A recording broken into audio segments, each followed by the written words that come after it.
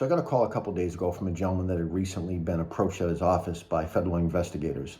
And they wanted to talk about some business dealings that he had in the prior business, prior line of work altogether. And, he was very concerned. He knew my past. He knew that I'm a former defendant in the District of Massachusetts that charged back in 2014 with securities fraud and 2 other felonies. At the time of my guilty plea, I had sentencing guidelines of 78 to 97 months and later sentenced to 1 year of home confinement, one of the largest departures in the history of the Economics Crime Unit in Boston. And did a lot of sentencing mitigation to get the best possible sentence. And, in the end, my work paid off. So I had talked with him and spent some time discussing things with him over the phone, sharing my own experience, and I actually went back, took a look at my sentencing memorandum that my attorney wrote and the government sentencing memorandum. And one of the first things that came to mind was, right out of the gate, the prosecutor had mentioned that I had, upon being approached by FBI agents, obtained counsel, met with prosecutors the next day, admitted my culpability, and agreed to plead guilty right away. And by doing this, they had put in my plea agreement that they would not recommend anything above the low end of the sentencing guideline. So at the time, my guidelines were 78 to 97 months. And by doing this, I put myself in a position where the government is saying, as long as I didn't violate my plea agreement, that they're not going to recommend anything above 78 months. So I'm already putting myself in a better position than I was when FBI came to see me on day one. Number 2, restitution. For me, I think that was key. I paid full restitution in my case. The government had put in my sentencing memorandum that I had paid over 90% of my restitution up until the date that the memo was written. I actually showed up at my sentencing hearing with the balance of it paid, so I paid the entire $1.3 million.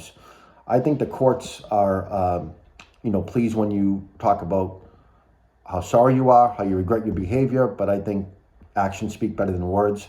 And if there's money that's owed to defendants or to victims, then I think it makes sense to come in and do your best to make financial amends, which is what I did. And I think that was a key part of this, me getting the sentence that I got.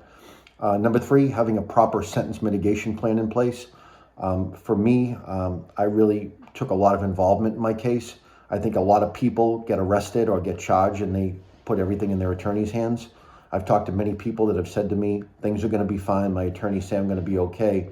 And they're absolutely stunned when they go to a sentencing hearing and they're sentenced to 2, 3, 5 years of prison. They had no idea it was coming. Their attorneys told them that everything would be all right.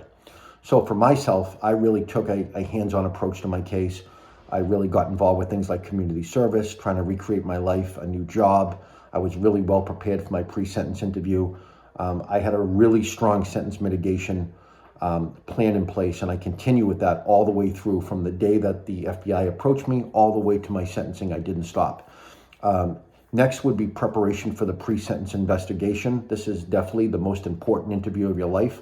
A lot of people don't take it seriously. A lot of attorneys say just show up and tell the truth.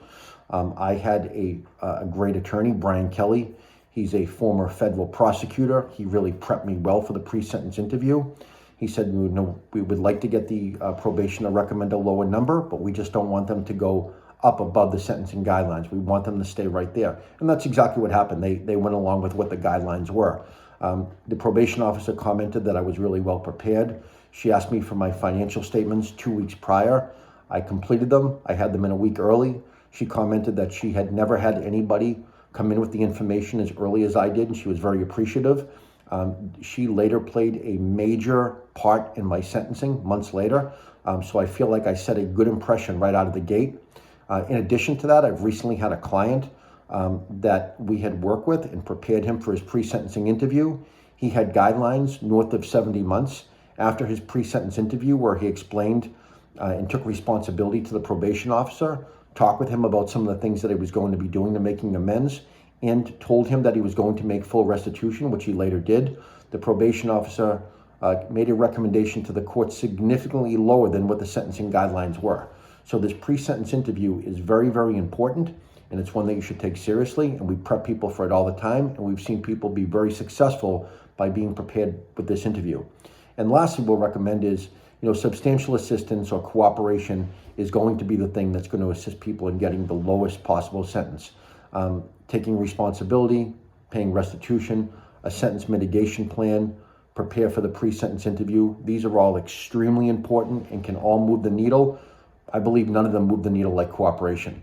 So getting a 5K1 letter from the government asking for a departure from the sentencing guidelines, outlining the substantial assistance that you provided to the government, nothing moves the needle like cooperation. But if you have them all together, you're really putting yourself in a position to get the best possible outcome at sentencing.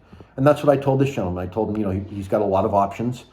Should he eventually be arrested and face a sentencing hearing, there's a lot of things that he can do to actually move the needle, to put himself and his family in a position to get the best possible outcome. So if you're someone that's recently been contacted by FBI, if you've received a target letter, if you've been arrested, if you've been charged, and you'd like to talk about what the possibilities might be for you to put yourself in a position to get the best possible outcome, I'll put my contact details down below. Feel free to give me a call. I'd love to talk with you and see if we can discuss putting together a personal sentence mitigation plan for you.